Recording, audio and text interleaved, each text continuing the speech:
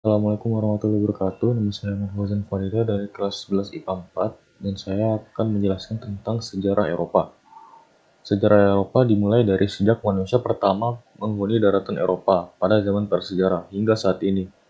Untuk prasejarah Eropa, manusia mulai masuk ke Eropa pada zaman Batu Tua atau Paleolitikum. Penerapan pertanian sekitar tahun 7000 sebelum Masehi mengantar manusia masuk ke zaman Batu Muda atau Neolitikum. Neolitikum di Eropa berlangsung selama 4000 tahun, bersama dengan tersebarnya budaya penggunaan logam ke seluruh benua. Kemajuan teknologi selama zaman prasejarah datang melalui orang-orang Mediterania, menyebar secara bertahap ke arah barat laut. Beberapa peradaban paling terkenal dari prasejarah Eropa adalah peradaban Minoa dan Mykenae, yang berkembang selama zaman perunggu, sampai keruntuhan zaman perunggu dalam waktu yang singkat, yaitu sekitar tahun 1200 sebelum Masehi.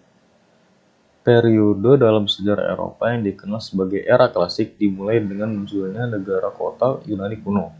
Pengaruh Yunani mencapai puncaknya di bawah Kekaisaran Alexander Anggun yang menyebar ke seluruh Asia.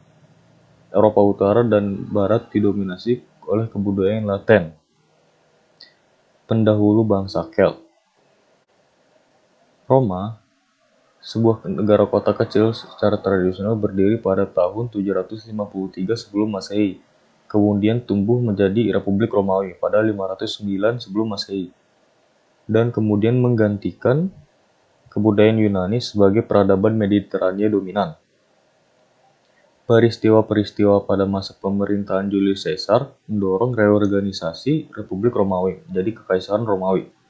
Kekaisaran ini kemudian dibagi oleh Kaisar Diocletianus menjadi Kekaisaran Romawi Barat dan Kekaisaran Romawi Timur. Selama abad ke-4 dan ke-5, orang-orang Germanik dari Eropa Utara meningkatkan kekuatan dan serangan yang berulang-ulang, yang menyebabkan runtuhnya Kekaisaran Romawi Barat pada tahun 476 Masehi. Saat yang secara tradisional menandai akhir dari periode klasik dan awal abad pertengahan. Selama abad pertengahan, Kekaisaran Romawi Timur bertahan. Meskipun sejarawan modern menyebut negara ini sebagai Kekaisaran Bizantium, di Eropa Barat, bangsa Jermanik menduduki bekas-bekas wilayah kekuasaan Kekaisaran Romawi Barat dan mendirikan kerajaan dan kekaisaran mereka sendiri. Dari semua bangsa Jermanik, suku Frank naik ke posisi hegemoni atas di Eropa Barat. Kerajaan Franka mencapai puncaknya di bawah pimpinan Charlemagne di sekitar tahun 800 Masehi. Kerajaan ini kemudian terbagi menjadi beberapa bagian.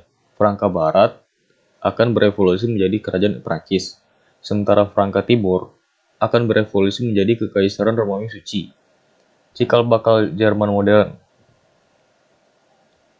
Kepulauan Inggris menjadi tempat beberapa migrasi skala besar. Penduduk asli Celtic telah terpinggirkan selama periode Britania Romawi, dan ketika bangsa Romawi meninggalkan Kepulauan Inggris selama tahun 400-an, gelombang bangsa Anglo-Saxon Jermanik bermigrasi ke Inggris Selatan dan mendirikan serangkaian kerajaan kecil yang akhirnya berkembang menjadi Kerajaan Inggris pada tahun 927 Masehi. Peradaban Yunani Romawi menghiasi zaman permulaan Eropa, dimulai dari Yunani kuno, yang biasanya dianggap sebagai dasar dari peradaban Barat, dan pengaruhnya dalam bahasa, politik, sistem pendidikan, filsafat, ilmu pengetahuan, dan seni. Nilai-nilai tersebut diteruskan oleh Republik Roma yang berpusat di Laut Tengah, hingga Kekaisaran Romawi mencapai puncak kejayaannya sekitar tahun 150. Demikian penjelasannya. Jika ada kesalahan, mohon dimaafkan. Assalamualaikum warahmatullahi wabarakatuh.